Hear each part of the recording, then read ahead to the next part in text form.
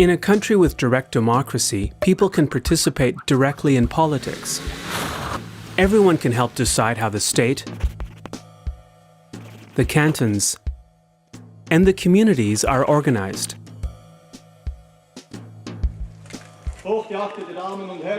One of the oldest forms of direct democracy is the so-called Landsgemeinde. Appenzell Innerrhodes and Glarus are the two last cantons where residents entitled to vote gather every spring in the open air to decide on laws and expenditure.